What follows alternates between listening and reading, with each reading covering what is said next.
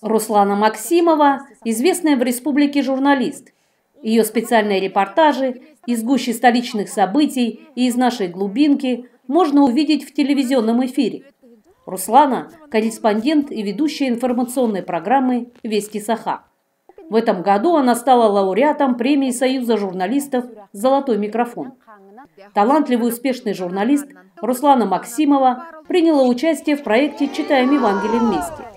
Книгу книг для зрителя она прочла на родном языке и поделилась впечатлениями.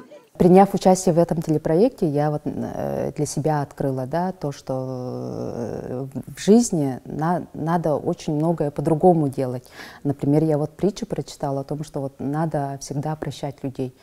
Действительно, для меня, как все, я не знаю, но для меня иногда это очень сложно делать. Я буду задуматься. Евангелие на родном языке, конечно, это воспринимается по-другому, но я не могу сказать, что мы не умеем читать на русском, но здесь, на якутском языке, каждое слово воспринимается по-другому и входит внутрь тоже по-другому. Обязательно Евангелие надо читать всем рекомендую, потому что то, что там написано, то, что я сама нашла ответы на многие мои вопросы, и того же всем советую.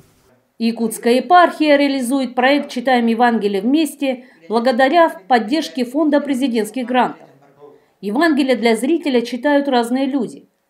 Светлана Кузьмина, несмотря на славянскую внешность, читает библейский текст на якутском языке.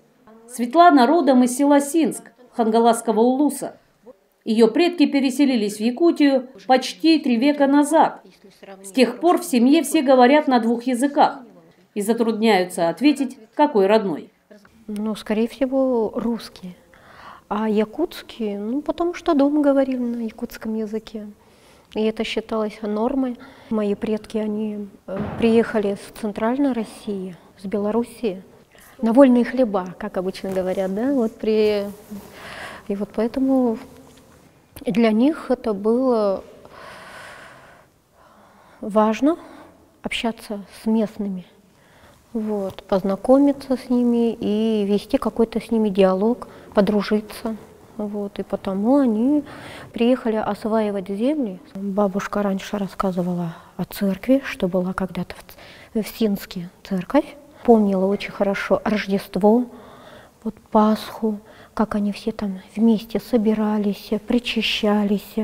И для нас праздник Рождества и Пасхи это было нормальным явлением, потому что мы постоянно готовились к этому празднику. Пекли пироги, к примеру. Бабушка рассказывала о своем детстве. Очень важно слышать Слово Божие на родном языке. Создание алфавита якутского языка и перевод священных текстов начался еще при святителе Иннокентии, небесном покровителе Якутии, который собрал возле себя группу переводчиков. Сегодня дело святителя продолжается. Саргалана Леонтьева – переводчик Библии на современный якутский язык. Работает над священным текстом уже несколько десятков лет. Удивительно, но лет 20 назад, например, переводить Библию для нас было очень трудно, потому что слова казались какими-то...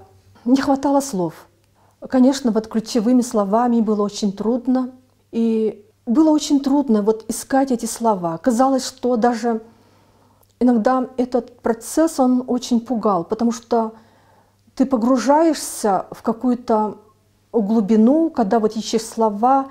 Иногда кажется, что эти слова, они тебя как бы давят своей тяжестью. Иногда бывает даже какая-то непроглядность. Но теперь нам гораздо легче переводить, потому что язык, он одухотворяется через перевод Слова Божия. И он просвещается, он светлеет. И Господь с Божьей помощью мы находим нам нужные слова из недр самого же якутского языка, потому что наш язык, он очень богатый. Только длительное использование для духовных целей, оно облагораживает язык, оно поднимает, углубляет. И даже, казалось бы, какие-то обычные слова, над которыми мы, может быть, не так задумывались, и они обретают какой-то более глубокий смысл. Они могут зажить новой жизнью.